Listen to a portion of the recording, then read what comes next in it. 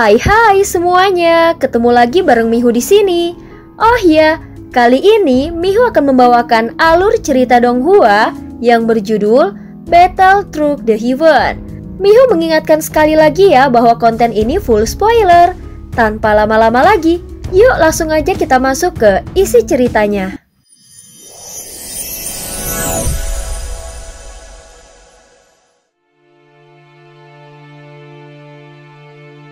Melanjutkan dari kisah sebelumnya. Sebelumnya Xiaoyan telah menyampaikan satu kalimat mengejutkan kepada Wuya dan kelompoknya. Para pejuang dari dunia 9 surga. Aku adalah teman Huaken, ucap Xiaoyan dengan tenang. Seketika suasana menjadi hening. Pernyataan itu bukanlah hal sepele. Huaken adalah legenda yang telah lama hilang, dan hanya sedikit yang mengetahui jejaknya. Wuya dan rekan-rekannya saling menatap dengan mata membelalak. Mereka tahu jika Xiaoyan benar-benar sekutu Huaken, maka dia bukanlah orang biasa. Saat ini raksasa roh api melayang dengan gagah di udara. Tubuh besarnya seolah bisa merobek cakrawala. Sepertinya untuk bisa menghadapi kekuatan sebesar itu, dibutuhkan kekuatan yang benar-benar luar biasa. Namun kilatan petir secepat cahaya melesat di udara. Terlihat di ujung petir itu ada sosok Xiaoyan yang muncul. Dalam sekejap, tubuhnya membesar hingga puluhan ribu kaki.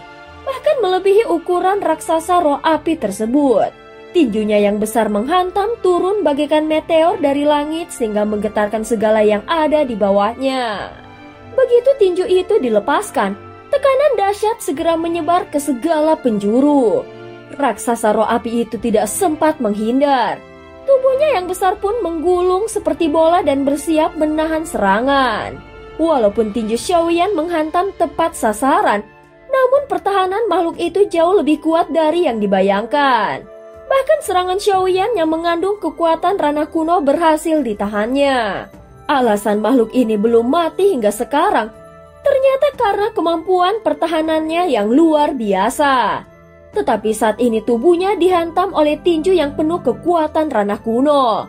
Sehingga tubuhnya yang membentuk bola terhempas keras ke sungai lava dan menghasilkan benturan yang dahsyat. Tentu saja Xiaoyan tidak memberinya waktu untuk bernafas. Dia terus mengejar dan mengangkat makhluk itu keluar dari lava dengan paksa. Lalu menghantamnya sekali lagi. Tinju keduanya mendarat tepat di tubuh raksasa roh api. Lapisan sisik perlindungannya yang tebal akhirnya mulai retak, menimbulkan suara yang bergema di tempat ini. Dari dalam tubuhnya api menyembur secara liar, disertai gelombang energi kehancuran yang sangat kuat. Bahkan ruang di sekitarnya terdistorsi seakan mau runtuh. Meski api itu tampak biasa saja dari luar, namun saat menyentuh tubuh itu akan memicu ledakan kekuatan penghancur yang luar biasa. Dalam sekejap tubuh raksasa Xiaoyan menyusut ke bentuk tubuh normal agar pergerakannya lebih fleksibel dan bisa menghindarinya. Namun api pemusnah itu belum padam dan malah menyebar ke segala arah menyapu sosok-sosok lainnya. Gila, orang itu gila, seru beberapa dari mereka. Walaupun Xiaoyan telah menyerang secara bertubi-tubi, namun hingga saat ini makhluk itu belum juga mati. Api yang dilepaskannya malah menyebar dengan aura mematikan sehingga membuat yang lainnya mundur terburu-buru. Anehnya semakin lama api itu justru semakin kuat hingga akhirnya terjadi ledakan penghancur di kejauhan. Meski tidak mengenai tubuh secara langsung, tetapi dampaknya tetap terasa. Salah satu sosok yang berasal dari dunia 9 surga, Wuya dan dua rekannya terlempar oleh ledakan itu menyebabkan sebuah gunung di belakang mereka hancur berkeping-keping. Bahkan mereka terluka dan dua di antaranya tampak terluka parah. Namun yang mengejutkan, sosok yang berasal dari ras Jinsu tidak memilih menghindar. Mereka malah menyerap api itu secara paksa. Bahkan Xiaoyan sendiri terkejut oleh kegilaan mereka. Di bawah kecepatan guntur ekstrim, api pemusnah tidak mampu mengejar Xiaoyan sehingga dia sama sekali tidak mengalami luka sedikit pun. Pada saat yang sama, Xiaoyan menyadari kelemahan dari api pemusnah yang mematikan ini. Meskipun api ini menempati urutan teratas karena daya hancurnya yang luar biasa dan mengandung hukum kehancuran, tetapi masih butuh waktu untuk melepaskan seluruh kekuatannya. Kalau kecepatan seseorang cukup tinggi, maka kekuatan penghancurnya masih bisa dihindari. Xiaoyan bergumam dan matanya menyala. Tidak ada kekuatan yang benar-benar sempurna di dunia ini. Aturan waktu ini bisa dimanfaatkan dan kebetulan aku memiliki kekuatan untuk mengendalikannya. Jika lawan sudah terjebak di dalam kendaliku, maka serangan ini pasti mengenai sasaran. Sehingga peluang keberhasilannya akan melonjak drastis. Dengan pemahamannya, Xiaoyan langsung bisa mengerti. Tanpa menunda waktu, dia melaju secepat kilat mendekati raksasa roh api. 2 pukulan sebelumnya sudah membuat makhluk itu nyaris terbunuh. Mungkin pukulan ketiga akan menjadi penentu hidup dan matinya. Saat tubuh Xiaoyan muncul kembali di hadapan raksasa roh api yang sudah sekarat itu, kelompok ras Jinzu pun mulai bergerak.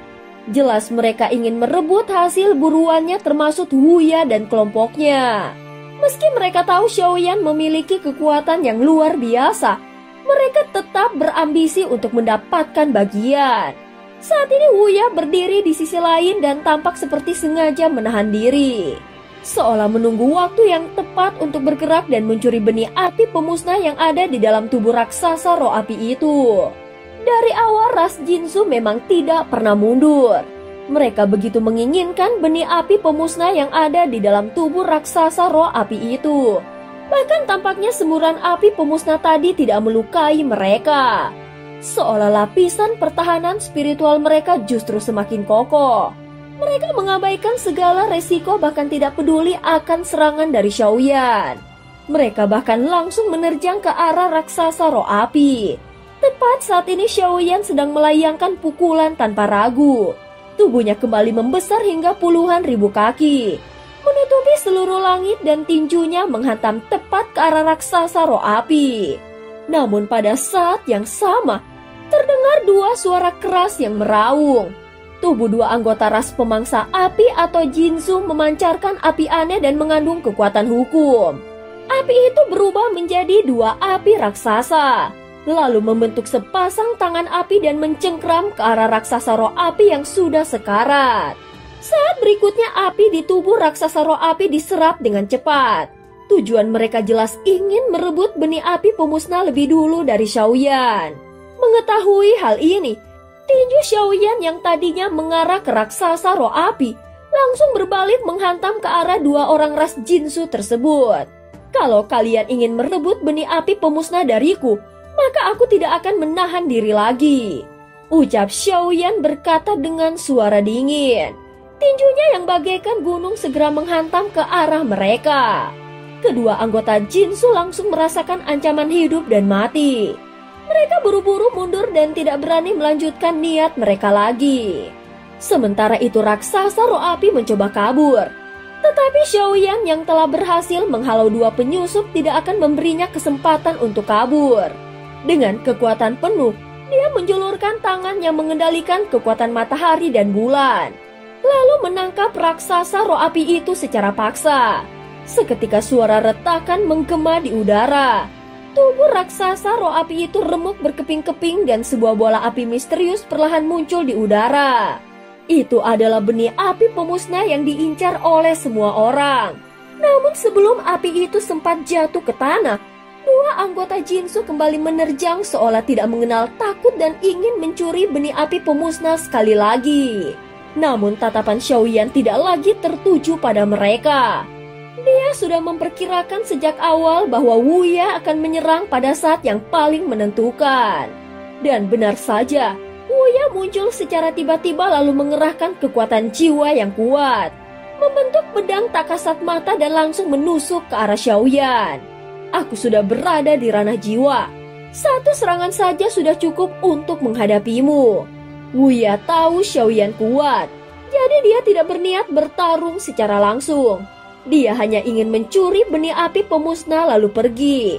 Namun dia tidak tahu jika bicara soal kekuatan jiwa, maka hanya dengan sekali serangan Xiaoyan bisa membuatnya menjadi seorang idiot. Sudah cukup. gumam Xiaoyan.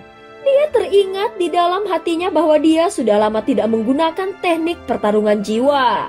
Tetapi sekarang dengan kekuatan jiwanya yang sangat kuat, bahkan teknik jiwa tingkat terendahnya pun bisa mengeluarkan kekuatan luar biasa.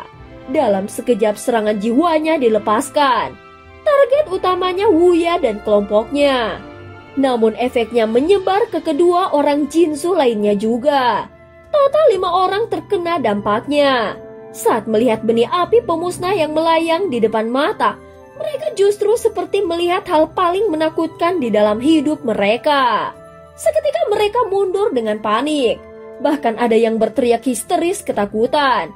Tanpa membuang waktu, Xiaoyan maju 1 langkah lalu membuka mulutnya dan menelan benih api pemusnah ke dalam tubuhnya.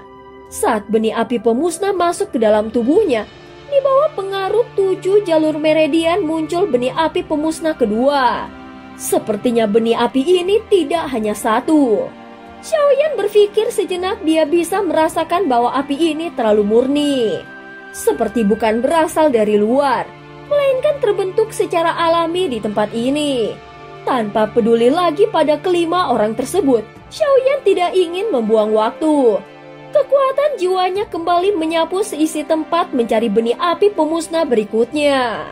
Meski belum tahu untuk apa sebenarnya benih api pemusnah ini digunakan, tetapi karena semua orang memperebutkannya pasti ada kegunaan besar di baliknya. Raksasa roh api dengan 2 benih api saja sudah sulit untuk ditaklukkan. Tetapi dengan kekuatanku yang sekarang, aku bisa membunuh mereka dengan cepat, ucap Xiaoyan dengan suara yang dalam. Dan cerita pun berakhir. Terima kasih udah dengerin Mihu dari awal sampai akhir ya. Sampai jumpa.